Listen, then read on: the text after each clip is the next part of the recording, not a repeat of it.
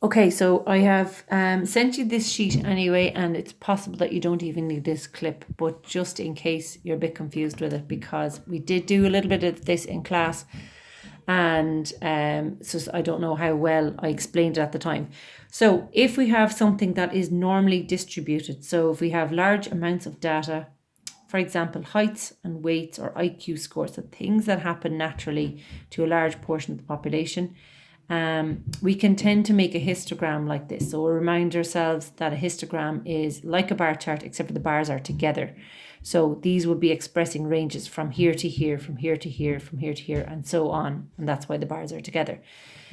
Now, if we get information that distributes like this, and then we get more of it, and we make the intervals narrower, we can skim the top of all those bars and it makes the normal curve. Okay, now why this is useful is that if things can distribute like this, then we can use a thing called the empirical rule. The empirical rule helps us get information about the information or the data, but also then we can make predictions. So that's the whole purpose of statistics, is to gather information, notice trends, make statistics or make predictions so that you can maybe make changes or decisions for the future. So this rule gives us an idea of what is going on in the population. And by population, it's not always people, it's the people it's the information in the survey.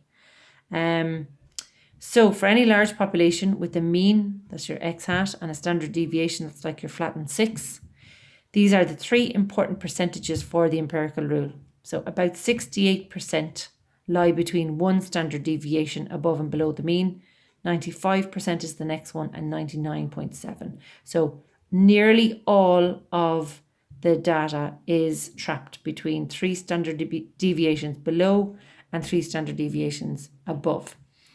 This diagram is a handy one to keep reference, okay, because I know from an exam question that you're supposed to model information and put it onto a diagram like this. So we'd have almost all of the data trapped between 3 standard deviations. So you can see there's a tiny little tail here and here missing. And it's good to have this in colour so you can see where the percentages lie. So big thing here is those 3 percentages, 68%, 95%, and 99.7%. If you see these percentages, then you know you're going to be asked about the empirical rule. If you see figures that are linking the mean with a standard deviation, or 2 of them or 3 of them, this is what you're talking about. And if probability is asked for, you can leave your answer as a percent. So what's the probability that I get a piece of information from this range, from the yellow section? It is 68% or 0.68. Okay, so you can leave your probability as a fraction, percentage, or a decimal, whichever. Just rough little example, and because this is take 2, a lot of the stuff is filled in, unfortunately. So I took fictional results here, leaving cert order level maths. If the mean was 54% and the standard deviation was 8%, what would that reflect? And linking in the empirical rule. So we'd have a normal curve like this. The mean is at the apex of the curve. You have 68% of this population that did their leaving cert getting scores between 46 and 62. So how do we get those figures there in black? If the mean is 54 and the standard deviation is 8, 8 below gives you 46, 8 above gives you 62. So these are the different pieces of relevant information for this example. So 68%, there's our lower and upper end of the range.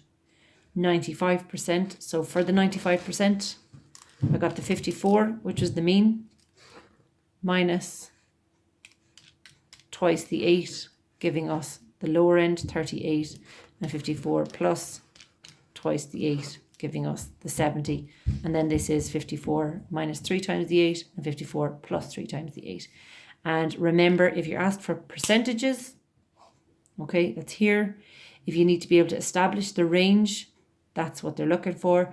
And if it's the probability of the event happening, you can say 68% chance, or 0.68, 0.95, or 0.997%.